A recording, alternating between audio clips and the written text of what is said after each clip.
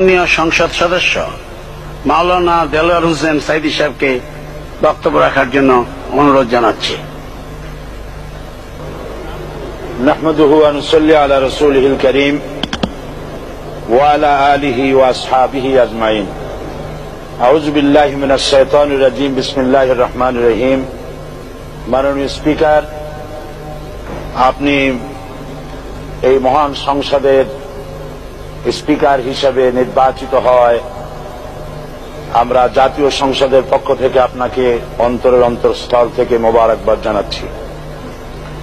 মাননীয় স্পিকার, আমি আজ এই সংসদে দাঁড়িয়ে ওই মহান আল্লাহ পাকের প্রশংসায় সেজদা অবনত হচ্ছি, যিনি 1 অক্টোবরের ব্যালট যুদ্ধের মাধ্যমে সুদীর্ঘ 5 বছরের দুঃশাসন, সীমাহীন দুর্নীতি, ইসলাম বিরোধী কর্মকাণ্ড, দেশব্যাপী ভয়াবহ সন্ত্রাসের মোকাবেলায় 4 দলীয় ঐক্য জোটের মহা বিজয় দান করেছেন এবং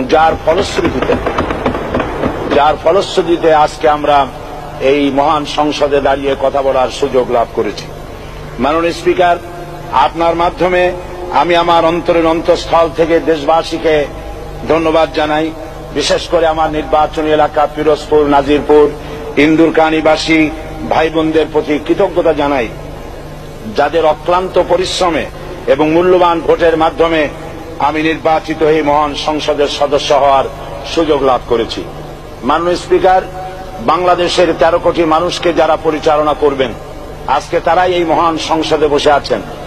আমি আপনার মাধ্যমে তাদের উদ্দেশ্যে কিছু কথা বলতে চাই।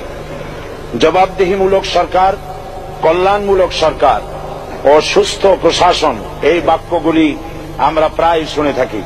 এই বাক্যগুলির অর্থ সরকার স্বৈরাচার নয়, বরং জনগণের কল্যাণে জনগণ নিকট দায়বদ্ধ সরকার, যা আব্রাহাম লিঙ্কনের ভাষায় by the people, for the people, of the people. বর্তমান পৃথিবীতে মূলত গণতান্ত্রিক দেশে এখন সরকারকে বিবেচনা করা হয়।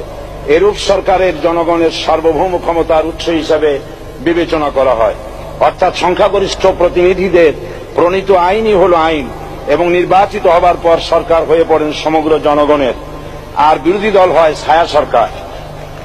মাননীয় স্পিকার, সরকারকে সঠিক পথে পরিচালনার জন্য বিরোধী দলকে অপরিহার্য বিবেচনা করা হয়।